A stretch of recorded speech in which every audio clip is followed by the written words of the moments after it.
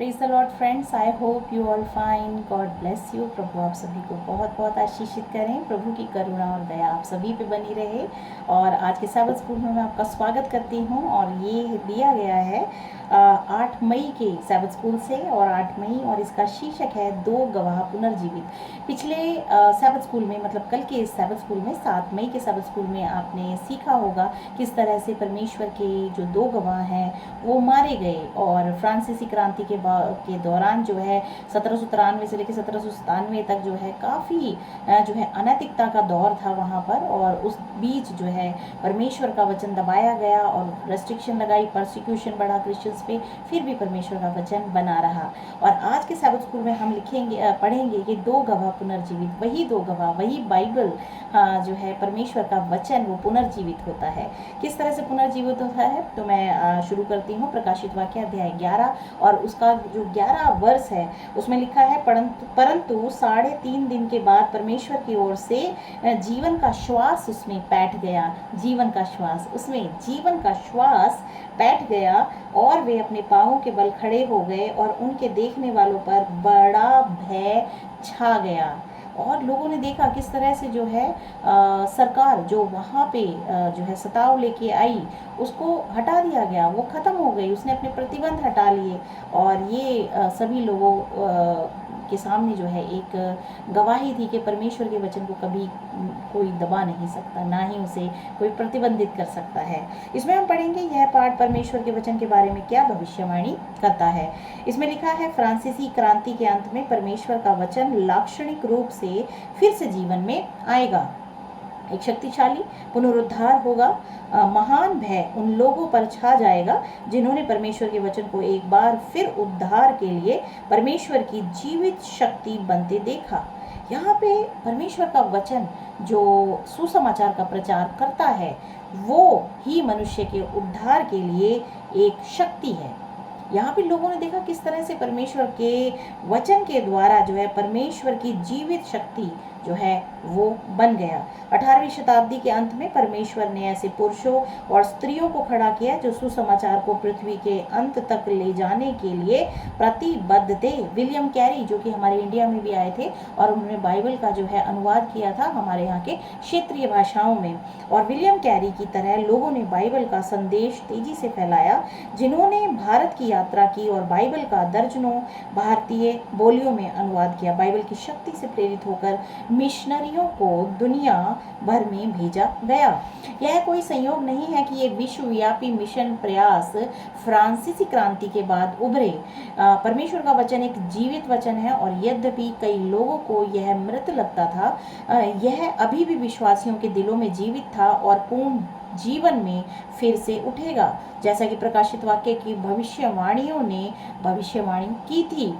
और काफिर वॉल्टेयर ने एक बार शेखी बघारते हुए कहा था, मैं लोगों को यह दोहराते हुए सुनकर थक गया हूँ कि 12 लोगों ने मसीह धर्म की स्थापना की थी। मैं साबित कर दूंगा कि एक आदमी इसे उखाड़ फेंकने के लिए पर्याप्त हो सकता है। उसकी मृत्यु के बाद पीढ़ियां बीत चुकी हैं। बाइबल के विरुद्ध युद्ध में लाखों लोग शामिल हुए हैं, लेकिन यह नष्ट होने से बहुत दूर है कि जहाँ वॉल्टेयर के समय में 100 प्रतियां थी, वहाँ अब 10,000, हाँ परमेश्वर की पुस्तक की 1 लाख नहीं बल्कि इस समय 500 करोड़ प्रतियां जो हैं बेची जा चुकी हैं। मसीही कलीसिया के संबंध में एक प्रारंभिक सुधारक के शब्दों में बाइबल एक निहाई है जिसने कई हथौड़ों को घिस दिया है। यहाँ पे हम देखते हैं कि बाइबल को रोकने के लिए, उसके प्रचार को रोकने के लिए लोगों ने बहुत ही संघर्ष किया और बहुत शैतान ने जो है उसको दबाने की कोशिश की है, लेकिन बाइबल का वचन कभी भी नहीं रुक सकता क्योंकि वो एक सत्य है और सत्य कभी छिपाया नहीं जा सकता। यहाँ पे मैं कुछ वर्सेस पढ़ूंगी। 119 भजन संहिता 119 की 89 वर्ष। इसमें लिखा है, हे यहोवा तेरा वचन, हे यहोवा तेरा वचन आकाश में सदा तक स्थिर रहता है। तेरी सच्चाई पीढ़ी से पीढ़ी तक बनी रहती है। तूने पृथ्वी को स्थिर किया है, इसीलिए वह बनी रहती है। और साम्स 117 वर्ष बताती है, सच्चाई और न्याय उसके हाथों के काम है, उसके सब उपदेश विश्वास योग्य हैं, वह सदा सर्वदा अटल रहेगा, वे सच्चाई और सिधाई से किए हुए हैं। जी हाँ, मैं बताना चाहती हूँ परमेश्वर अनंत सत्य है और परमेश्वर का वचन जो है स्थिर है, अटल है, वो कभी नहीं बदला जा सकता।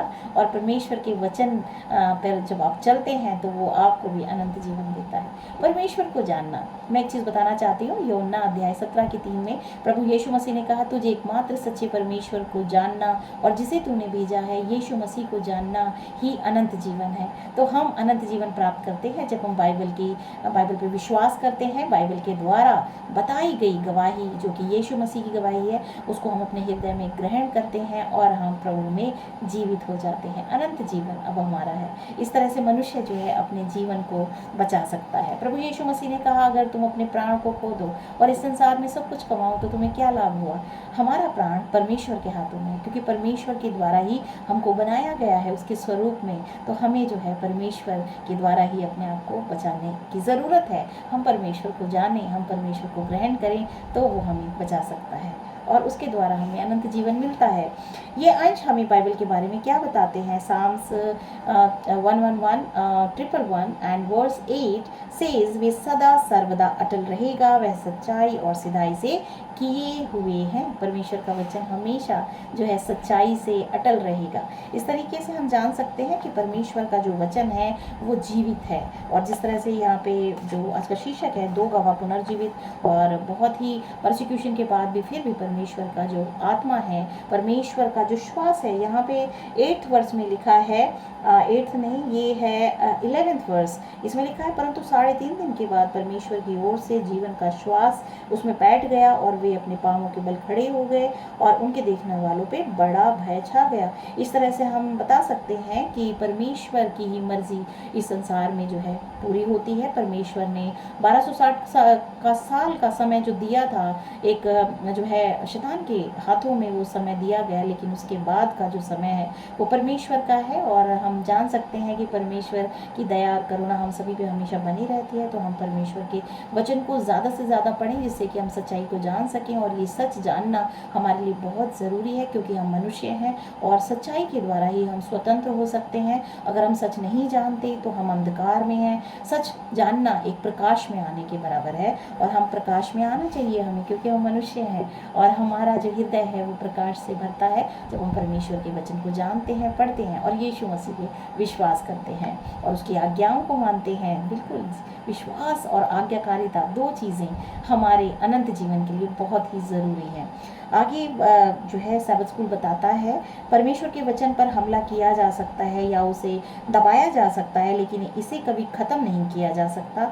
यहाँ तक कि कई कथित मसीही भी विभिन्न तरीकों से इसके अधिकार को कमज़ोर करते हैं, बाइबल के कुछ हिस्सों पर सवाल उठाते हैं या मानवीय तत्वों पर इतना जोर देते हैं कि यह सब अपनी ईश्वरीय छाप खो देता है और परमेश्वर की सच्चाई कम हो जाती है। हमें कभी भी किसी भी तरह से परमेश्वर के वचन पर इन हमलों से खुद को बहकाने की अनुमति नहीं देनी चाहिए। यह आज भी जीवित है, मानव हृदय से बात करता है, उन लोगों में नया जीवन फूंकता है जो वचन सुनते और उसकी शिक्षाओं का पालन करने के इच्छुक हैं। विशेष रूप से परमेश्वर की भविष्यवाणियां हमें सत्य के बारे में बताती हैं और आने वाला सत्य प्रभु यीशु मसीह का आगमन है और हम उसके लिए अपने आप को तैयार करें। प्रभु यीशु मसीह जो है हम सभी को आशीषित करें। आमीन।